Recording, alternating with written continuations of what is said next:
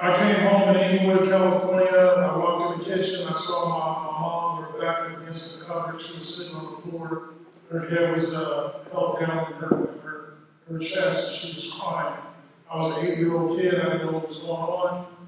I came in there. I was confused. I said, "What happened?" She didn't say anything. She was crying.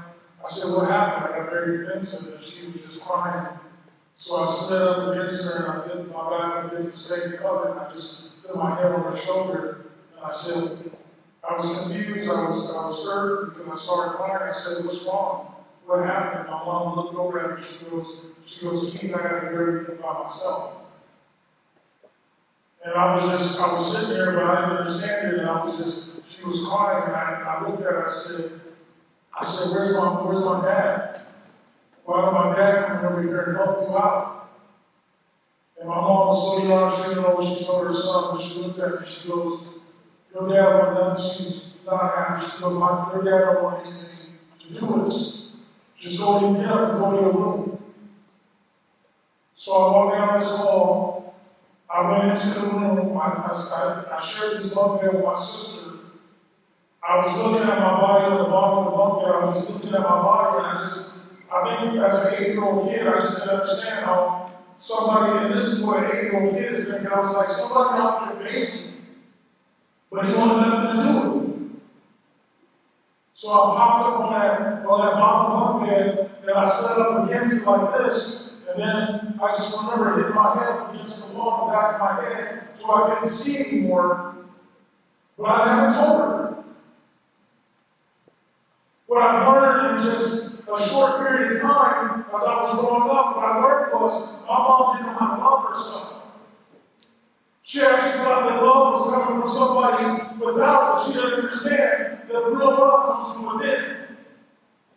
So she was looking for somebody to love her, and she found this man in 4th grade. When I was in 4th grade, she found this man.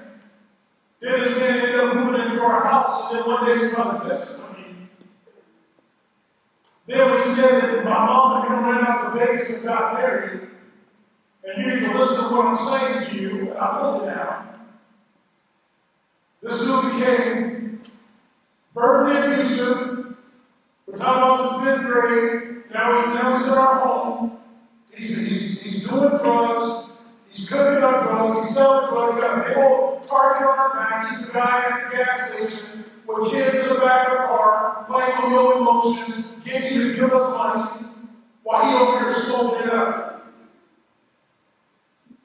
And in Inglewood, when I came home one day, I'll never forget, I came home one day, we have this table, this glass coffee table that was shattered. This glass coffee table was shattered. I'm in your backpack, I'm looking at it, and I'm like, what happened? And then I look down the hall, and I can hear the water on, I see the bathroom light on, and I'm walking down the hall real slow, and then I look in here,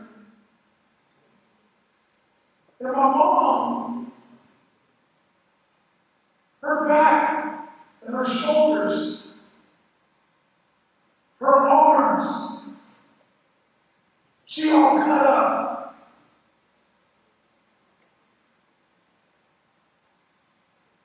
She didn't even see me.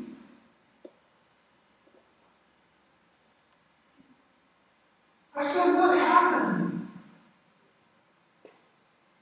She goes, Roger took me to the table. And the first thing that came out of her mouth was he threw her to a table. Nobody's born to hate. Those who hate weren't born that way. Those who don't care we don't care for a reason. We don't respect you for a reason. We don't like you for a reason. People ain't coming up to this school not just hate somebody because they hate somebody. They're coming up here feeling this way for a reason. Something has happened in their life.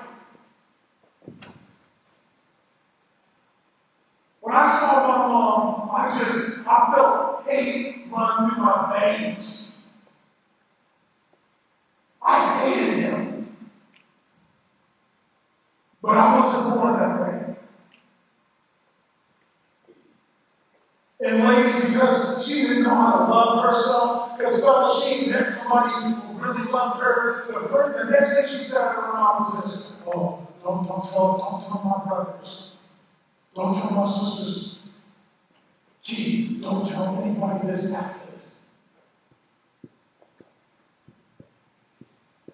I was in the Bay Area a few weeks ago. I was speaking to all sophomores at a school. Had about 700 sophomores in the gym. And when I was talking about how my mom didn't know how to love herself, I know there's not juniors here, but I remember telling my mom when I was a junior, I said, "You love that man more than you love your kids."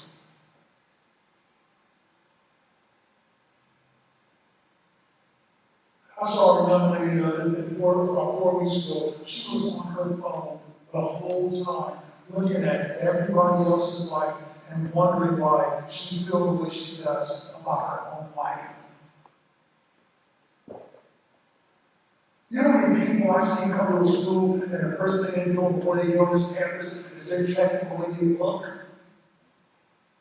So somebody at this school can accept them, or somebody at this school can make them feel like they belong. And you know what's crazy about that? I had a senior not too long ago in Oklahoma. Dad, we had 3,400 people at the school. I saw the 3,400 people. They all went back to class. This dude came on stage. The lady said, "Hey, there's somebody who wants to talk to you." I said, "Cool, come on here." He talked to me, came up on stage. Dad yelled, he goes, "Man, I love what you said at our school today." I said, "What's up with you?" He goes, "No, we don't get speakers like you." I said, "Man, cool." He goes, "This is all temporary." I said, "What did you say?" He goes, "This is all temporary. There's only 3 things at this school permanent." This is what came out of his mouth. I said, "What's that?" He goes, "Education." I said, "Why is that?" He goes, "I heard you speaking. I heard what you said. You changed something in your life. Sound like it was education." He goes, "Second thing is memories we create." I had to tell that last group, I have a little brother, I didn't tell him how it happened. He passed away 3 years ago. But he passed away because when he was 14 years old, he was stealing cars. When he was stealing cars, he went to CYA, California Youth Authority. When he got out, my mom, everybody's telling him, "Hey, Johnny, you got to do better, you got to do better." Then at 16 years old, he robbed an insurance building, went up in that jail, went to juvenile hall, wouldn't tell the cops who he was with. They kept him. A fight broke out, blood everywhere. He was on a crew to help clean it up. He contracted spinal meningitis, bacterial disease that affects your brain cell. He was in San Bernardino Hospital in a coma for 8 months, and he woke up paralyzed from the waist down and blind. Just because he was following people who were temporary. But he wouldn't follow those who were permanent.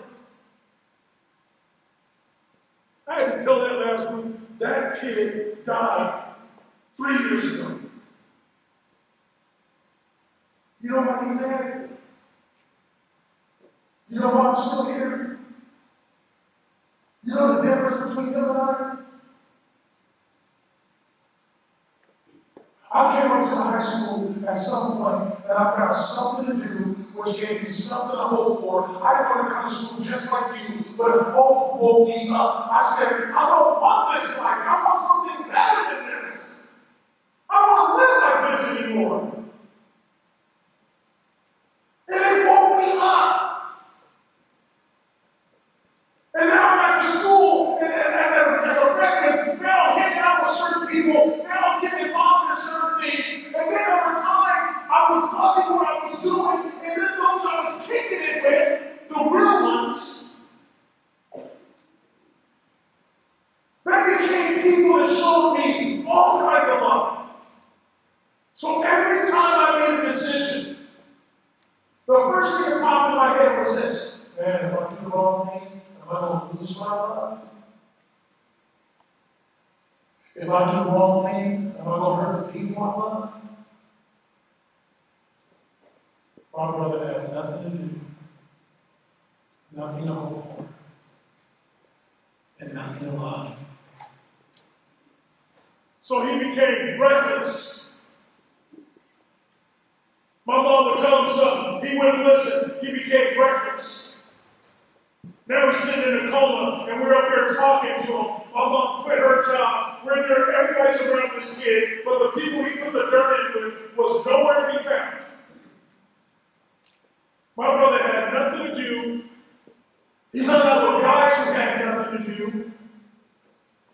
So he had no hope. He was hopeless. He was so hopeless, he wouldn't even wake up. Hey man, Johnny, it's time to go to school. Oh, no, I ain't going today. Hey man, it's time to get up. Oh, it's too early. Man, it's time to get up. Oh, I'm too cold. Bro, if you don't get up, this kid wouldn't even get up to go to school.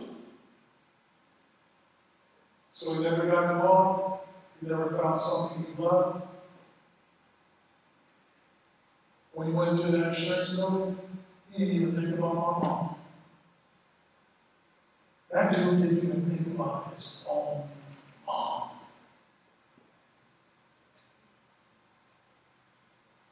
And that's why he ain't here.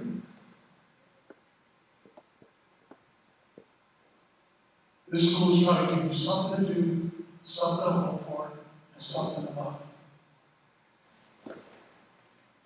He ain't telling you to get off the phones because it's disrespectful. He's telling you to get off the phones because the phones are controlling you. If you're human, you can look up here so I can tell you those phones are taking humanity right out of you. Some people don't even have empathy for other people. It's kind of like we're not even human anymore.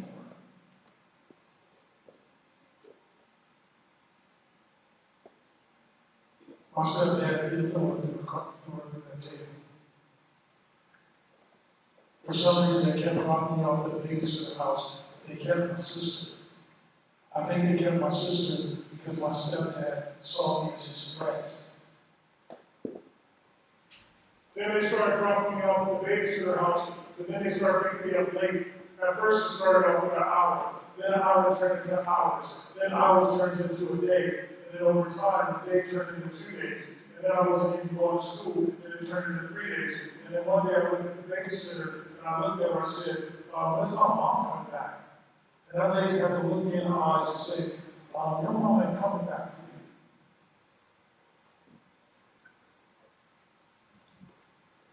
you. They left me.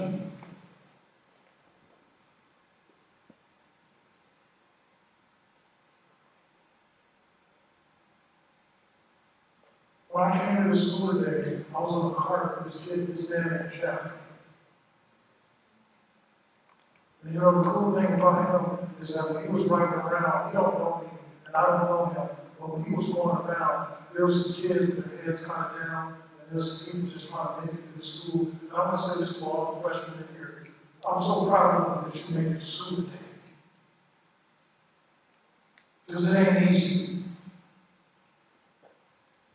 It's hard coming to school. It's hard coming to work. It's real hard when your parents tell you to stay home because you got to watch your sister, or stay home because you got to watch your brother, or go to work because you got to help with the bills around here. It's hard.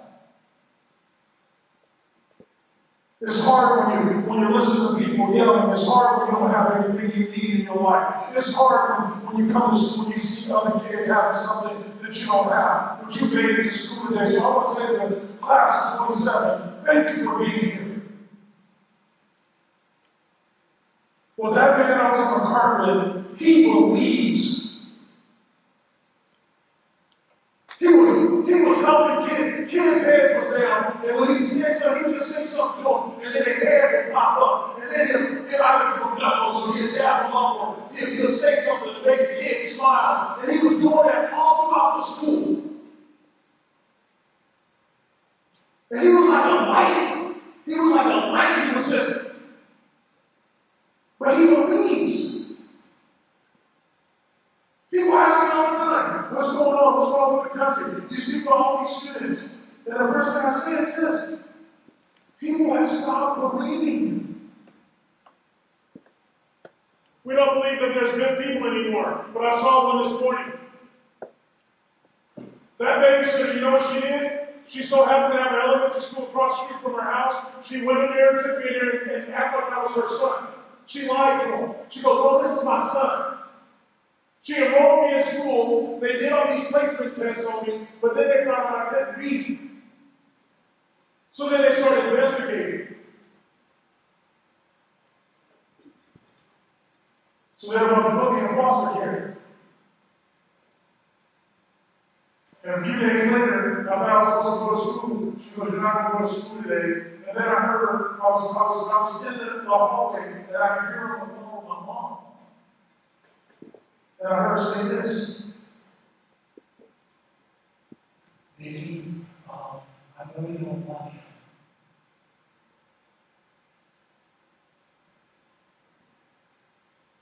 I know you don't want him.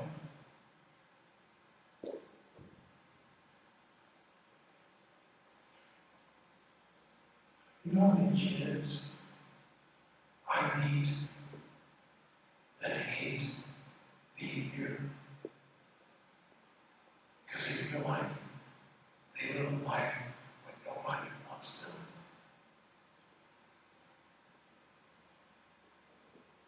I saw a young lady sob the other day because her friend said she's beautiful. And I'm looking at her like, "Why are you crying?" I said, "Why are you crying? Has anybody ever said you were beautiful?" And that young lady with a mic like this, hunched over like this, she's like this. You know.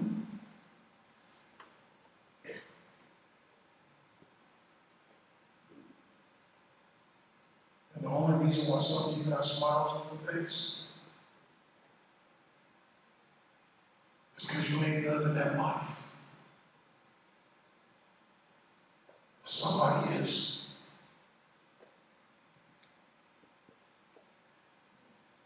My mom came back 42 days later after the lady said that I was taking me to the foster care. And when they showed up in that car, my mom didn't even get out of the car. My stepdad said to get in the car. When I got back there, I saw my little sister. And I was looking at him from the back. And I hated him.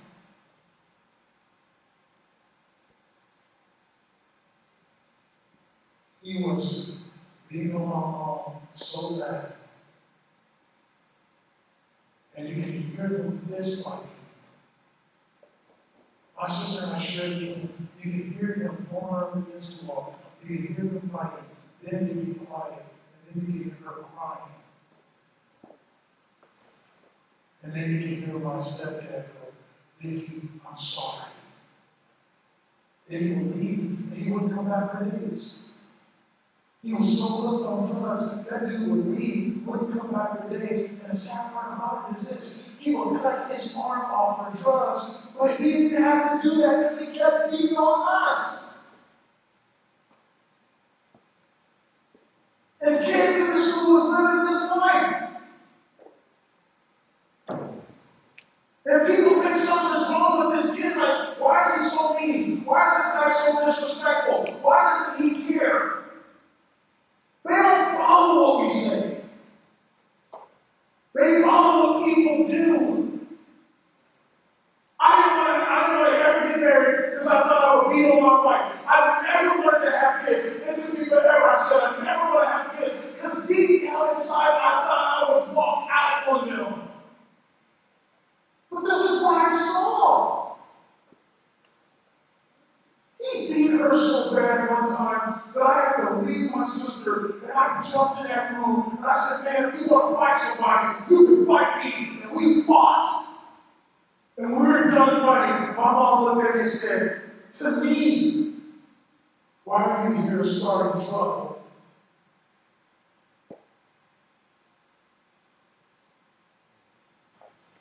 So I ran out, because I wanted to come looking for them. But they never came looking for me.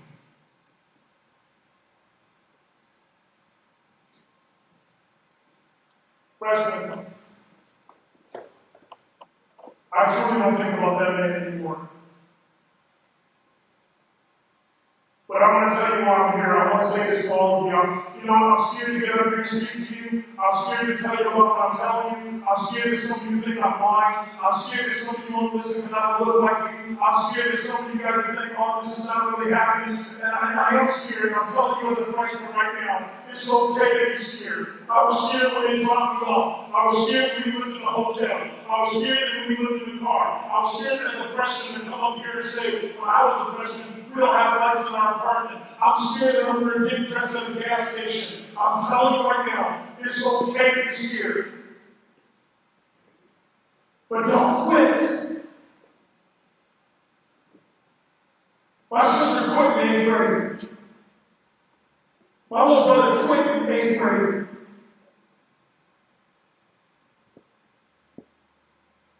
My mom, she quit. And they're scared.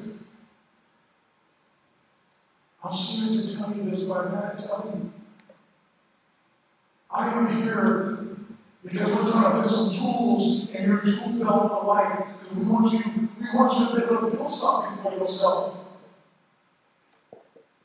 Some of you guys in here have horrible relationships already. We want you to be able to build great relationships. We want some of you guys to build some hope in your life. Some of you guys are like, I'm hopeless, I don't care. We want you to have some understanding. We want to put a tool in your belt where you can understand some of these things. We want you to understand what's permanent versus what's temporary. We don't want you to put all the energy in things that are temporary in your life. We want you to put the things in your life that are permanent. We want you to be thankful. We want you to be grateful. Watch this. All these parents, we got parents, someone who loves you is at work right now.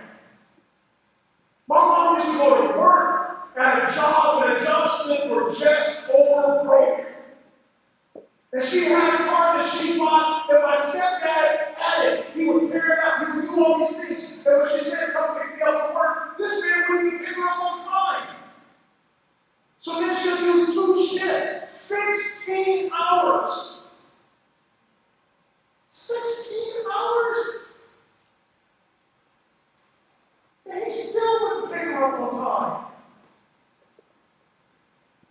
I look at my brother and sister, I'm like, Mom was working hard for us. Mom was doing, I met this cool guy last week. One of the things he said as a senior, he goes, I got a brother, I got a sister. My brother, he lived up here, he's 21 years old. My sister, 20 years old. They don't help my mom. Mr. Hawkins, to be honest with you, I just want to get myself in a position where I can give back to my mom. She came to this country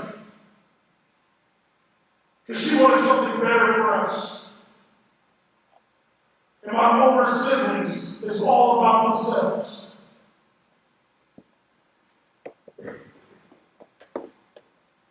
I don't live that far from here. I go up and down the 99 all the time. And I see a whole bunch of parents. I see a whole bunch of family members who put in their time and work because they don't want you to come to school and leave with a job. They want you to come to school and leave with a dream. You know what's crazy, freshman? Can I tell you this? Can I say thank you to you? There's so many of you guys living up here. There's so many of you guys who are like opening up your minds. There's so many of you guys are opening up your hearts. Can I say what someone said earlier, I think the assistant principal, someone said, man, we trying. I had 200 young men yesterday at the school I was at, a couple hundred young men. One of them came up when I was still speaking 5 minutes before the bell was supposed to ring. He came up as he had a white pants t-shirt, and he just came up to me on his not a highlights, but on the stage, and he goes, thank you. I said, no, thank you. He goes, no, thank you for coming here today. Something happened that day. I don't know if it was an accident. He moved like this. His eye was down. It looked like he was in something, and he was fighting for his life. He said, thank you. I said, no, man. He goes, no, I heard something today. I said, oh, man, thank you. He spoke really silent, so I got bent down, and people could hear him on the mic. I said, why are you the way you you are, man. Why do you like this? He goes, oh, man, I'm just trying. I said, you're a good person. He goes, I'm trying. Freshman. Dude, I don't even want to say freshman anymore. I don't care who it is. I would say this to anybody.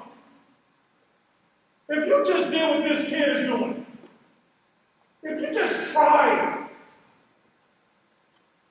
I met a young lady last night who wasn't good to her mom. If you're a young lady here, try to be better than your parents. Try to be better than your mom. Try to be a better son. Try to be a better sister. Try to be a better brother. Try to be a better student. Try to do your work. Try to be respectful. If you just try to look up here.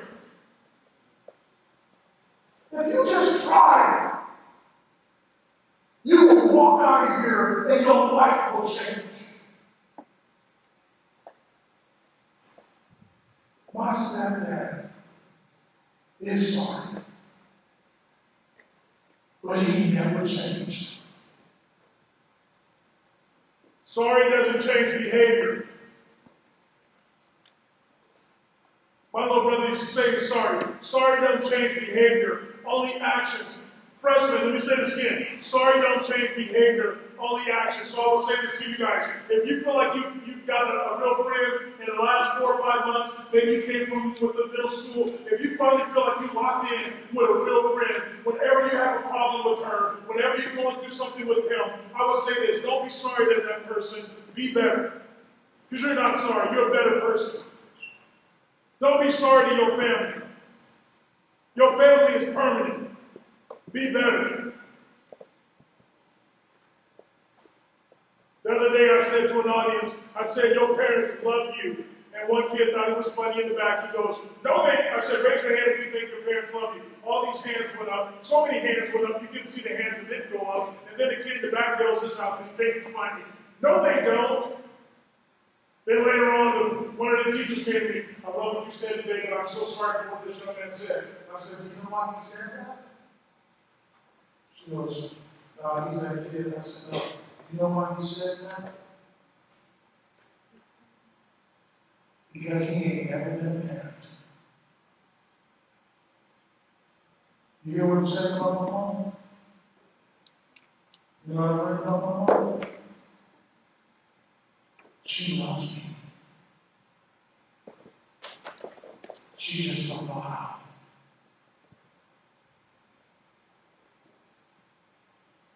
There's some people here who are struggling so bad with their parents. And I know your mom, I know somebody who loves you. It's just something you know how.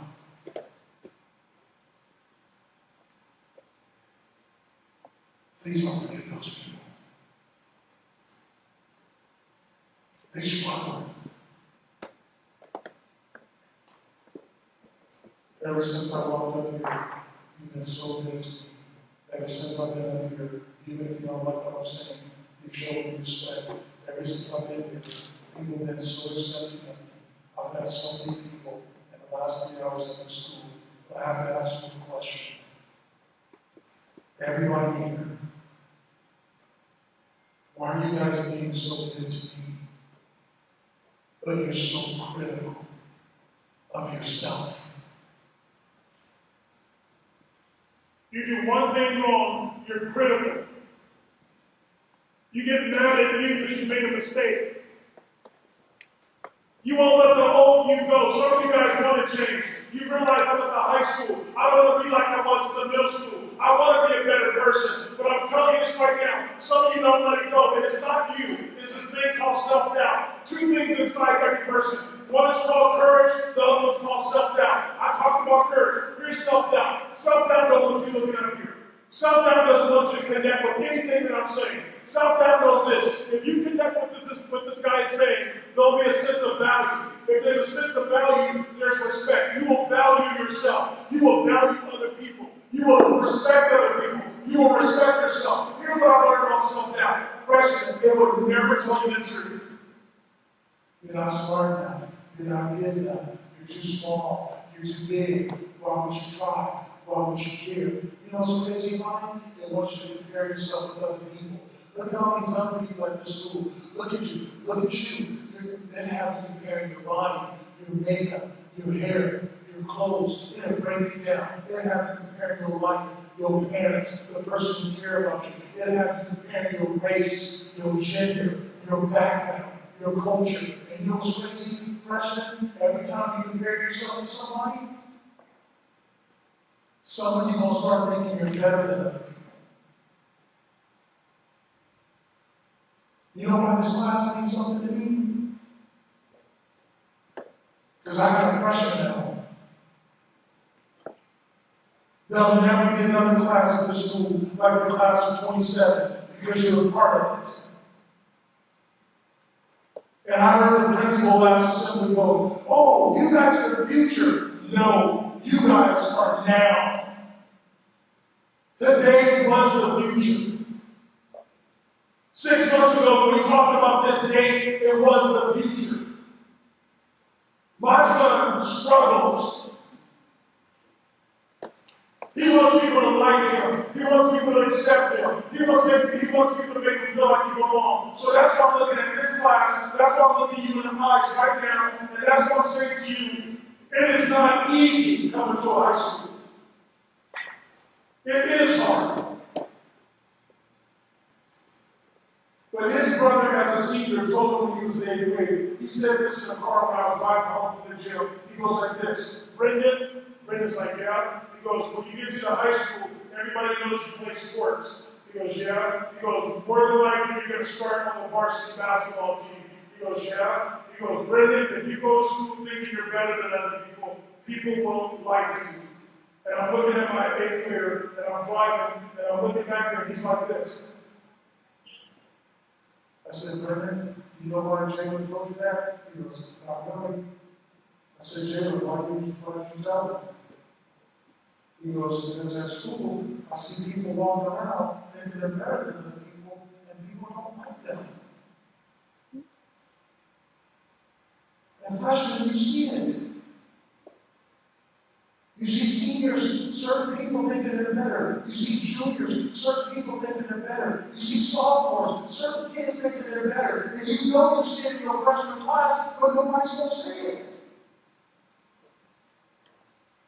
Please don't be that. And I see some of you, like when I got up here, I can just look in your eyes, some of you are not believing that all I'm saying to you is this. That is not you. It's not that you don't believe in you. It's that you compare yourself with people at this school. So now when you go to class, you don't really think you can do this. When you go to class, you don't think you're smart enough. And when you go to class, you think these kids are smarter. When you go to class, and you think these people are better. When you go to class, you like the teacher don't like me. When you go to class, and I'm telling you, that's not you. It is doubt. It is lying to you. This school can't even measure your gifts. This school cannot even measure your talents. This school cannot measure how smart you are. Check this out. Can you look at this? From that line, from the end of that grade chart, from that one all the way up to right here. Let's say it's 100 feet. From here to there's 100 feet. This is our life, right? And if this is our life, from 100 feet, that's the beginning. You're born. This is where you're done. 100 feet is your life. You know how long high school is? 3.5 feet out of 100. So you tell me you're done? Are you really telling me this is it? At Folsom High School, a young man jumped out of the audience. I said, "What's up with you?" He goes, "I'm a bad person." I said, "Why are you saying that?" He goes, "I'm just a bad person." I said, "Bro, why do you say that?" He goes, "Everything I've done in my life, I've been horrible." I said, "How old are you?" He goes, "I'm 16. I said, "You're done at 16?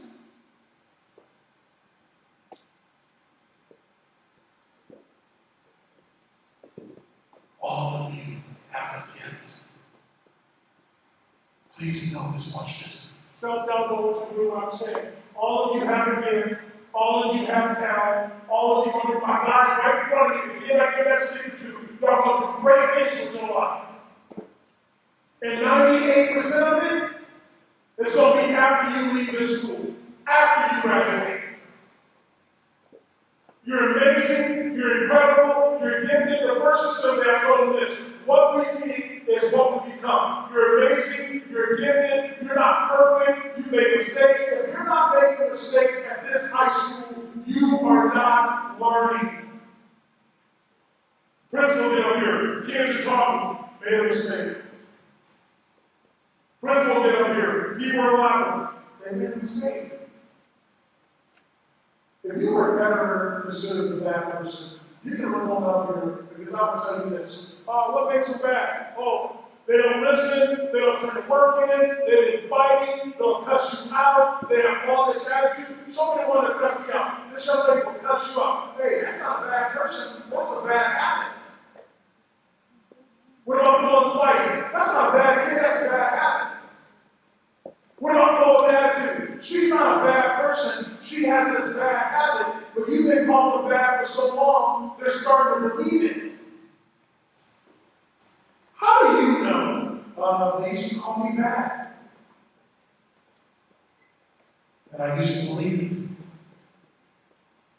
it. Can I give you a quote? You create habits, and habits will create you. You shake his hand? That's an incredible habit.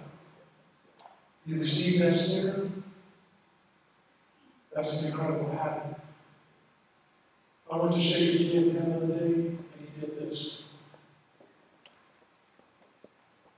I said, "Bro, you can't shake my hand?"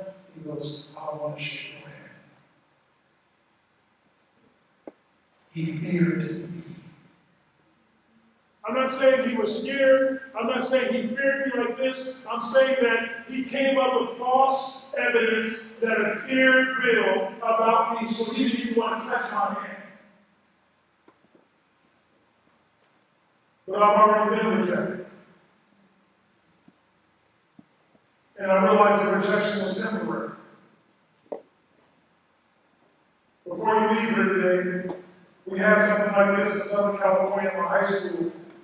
And when everybody left, Mr. Squad looked at me and said, "Did you hear what he said?"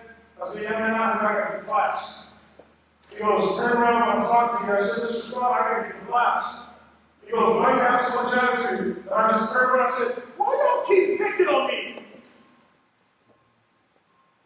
Out of all these kids at this school, you keep picking on me."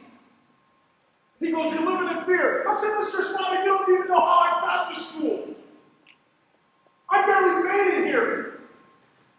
I'm just a freshman, man. I gotta go." And he grabbed me by the shoulder and spun me around. And I looked at him and said, unfortunately, I was turned around. And I said, "Man, you gotta get your hands off me." And I was ready to fight him.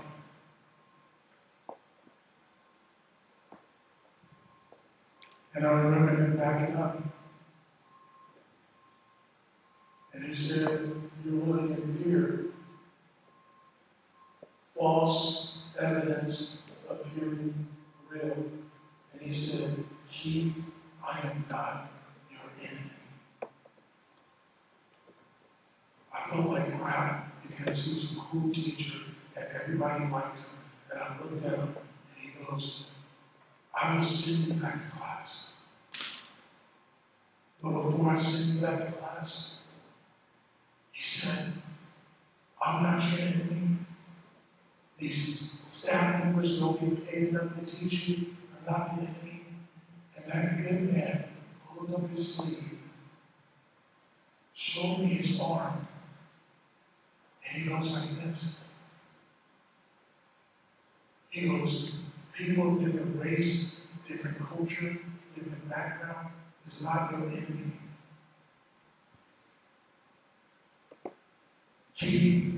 Fear is the enemy. If you don't get rid of fear, freshman, fear will get rid of you." He didn't want to shake my hand because he feared me. I know he feared me because I used to fear people. I used to fear people because my mom taught me fear. My mom used to say, "Why is that school trying to help you out?" Mom, because they want the best for me. No, they don't. They want you to play sports. Keith, where you going? I'm going on the other side of town. Well, this is my buddy, Marcel Contreras. Keith, those people up there on the north side of the road, don't go up there. Mom, my best friend up there. You're not going there. Mom, today at school, they picked some kids to file to open. They're going to take us to this conference. Well, you're not going. No, Mom, you don't even have to pay for it. They're taking everybody for free. Keith, we don't fly. We don't do anything. We just survive. I have to unlearn that. I have to unlearn what she taught me. I have to unlearn what she told me. Give people exactly what they give you. If they don't respect you, give it. Don't respect them. If they don't accept you, don't accept them. If they don't like you, you better not like them. If they want to fight you better hit first. I have to unlearn that. And that's why I told that young lady last night, that is your 8th grade sister. Don't give her what she gives you. Give that kid what you need.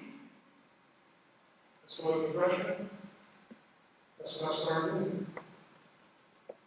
I went into the classroom, looked at the score, and said, I'm so sorry for being disrespectful in your class, and I shut my mouth. One day she was having a bad day, she pointed at me, I thought I was in trouble, so when she pointed at me, was like looking at her, she goes, look at this kid, he's been quiet, he's been listening, he's been giving effort, he's trying. I never used to smile. My freshman year, at the end of the year, out of nowhere, I noticed I never smiled. I noticed I always have this bad energy. So I just try to walk around and have better energy. I try to fake it and smile. And as I start having better energy and start smiling, people from nowhere came around me.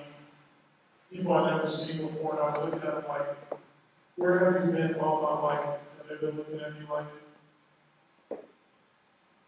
you have to find you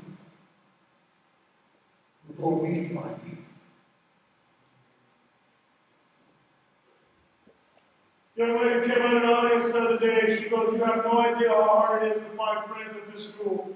And I looked at her, I said, you're looking for the wrong person. She goes, what do you mean? I said, you don't need to find friends. You need to find you.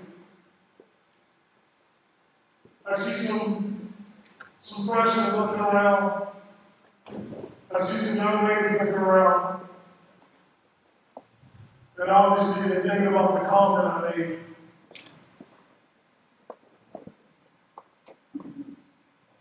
They're not looking around because they think the comment is true. They're looking around like, we'll see. If you keep trying to find friends before you find you, this will be a very painful road. But once you find you, freshmen, once you start to figure out some things about you, all these good people from nowhere is going to come around. You won't remember what I say, but you'll remember what I do. So let me say it this way. If this canister represented you who are listening to me, if this canister represented you as a person, this canister has scratches on it, it has dents in it. What it says is this person, it used to say that the person was struggling. But what I've learned is, ever since the pandemic, what I've learned is, we're not so much struggling as people, but this world, this life that we live is shaping us. But some people don't even realize how it's shaping you. So some people are not giving the effort in school or with themselves. Some people might not be trying. And that's why I came here today to say, if we stop looking on the outside for all our answers, if we stop believing this little thing in our head called self-doubt, which is extremely negative about your life, if you can look on the inside of who you are as a person, if the water represents what's good about people, there's good in all people. And that's why I said, for any of you in here who feel like you're a bad person, or if all these other students going, oh, that's the bad kid, they have lied to you. There's good in everybody. Oh, you don't know him. Even if he chooses not to be good. If the water represents your dreams, your hope, your faith, your future, if the water represents your family and your friends and your real friends, then please don't forget the struggle, because you're going to need that. The struggle will help you keep going. It keeps you thankful. I am so thankful to be here. I am so grateful to be with you. I have lived longer than I will live. I have to respect time. If my sister would walk in here, she would go, "Why are you telling all these people our business?" I would look at her and go, "Because I cannot help you. But I can help them." God will never tell you the truth. It doesn't want you to walk out of here better. It doesn't want you to walk out of here thinking. It doesn't want you to walk out of here inspired. It wants you to walk in. It wants you to walk out of here the same way you walk in. It wants you to feel empty. It wants you to think that people don't care. It wants you to think that people don't love. It wants you to think that you're all by yourself. Self-doubt wants you to feel isolated and feel lonely. And you'll start walking around like this. Nobody understands what I'm going through. Nobody understands what, nobody cares. And I'm telling you right now, that is not the truth. Class of 2027, we need you to keep believing. Believing in yourself. Being better to yourself. Helping someone else. Taking full advantage of education. Getting involved, getting connected, creating some memories, loving, finding something you love doing. And as people are looking at the cup, they told me there's nothing left. No. If that water represents what's good about you, there's always something left. You just gotta keep believing. Keep working. Keep believing. Be thankful. Be grateful. Be you. Wait, I got people, hear my voice looking at me going, the cup. You know what? The magic is not this cup. No, the magic is you, bro. Y'all have been so good. But you gotta walk out of here. You have to think. Before I say this in the cup, because I got people here like this. All I'm going to say to you is when you walk out of here, I would love for you just to think. Please know this. Everything that I said about my life, the things that were really hard, I did not choose it. Please look over here, a freshman young lady walked up, well, she was my partner. When we did partners, she became my partner. And she was telling me that my life is hard right now. When she came up here and got a sticker that said, whatever's hard in your life right now, I'm going to tell you right now, you never even chose it. Because if everybody in here got to choose your life, you could choose all of it. So please remember this quote. You don't choose your life, but you choose how you live it. Come up to this school. Take full advantage of all the opportunities. Make something of yourself.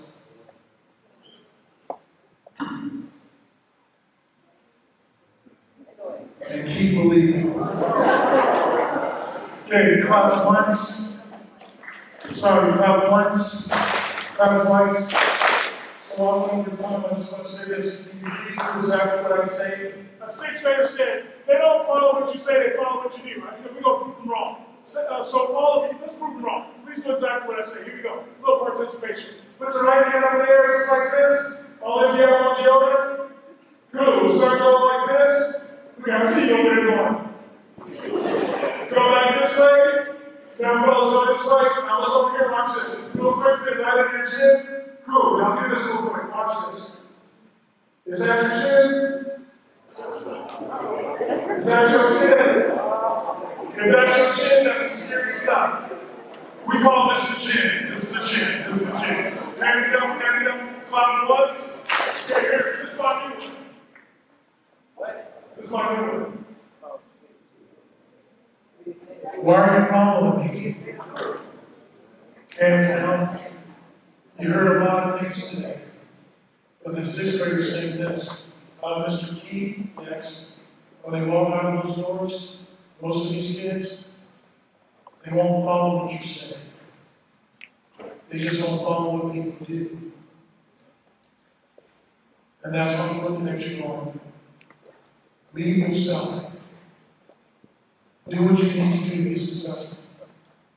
Take full advantage of education. And don't quit. Can I treat you like family? When I drive up 99, there's going to be a lot of homeless people. Please look over here. You know what they have in common with you? All those homeless people used to be a 14-year-old kid with a dream. Oh no, this is real talk, watch this. All those homeless people used to be 15 years old with a dream. My wife and I, we tell our 3 kids, all these homeless people you see used to be young people just like you with a dream. And then what happened was this, the most powerful force kicked in. You don't know what it is, huh? The most powerful force in the world is decision making. Someone decided to have you. You decided to come to school. You decided to look up here. A lot of you decided to do the schoolwork. A lot of you decided to do what you needed to do to be successful. Some of you will decide to come home today and tell somebody first how much you love them. Why are you yelling like this? Because I finally figured it out. The most powerful force in this world is not a president in this country. The most powerful force in this world is the decisions that I make for myself. So I decided to tell you that. Make good decisions. Don't quit. Don't give up. Be good to people. Be good to your family. Be good to you. Keep leading. Keep growing. Keep being you. I did used to hate you. I used to think about you. But hate don't live here anymore. This is all coming from a place of love. Don't give up. I'll see you your senior year. Come back and see me. Thanks for having me. Thanks for letting me speak to you. Thanks for being here. You're amazing.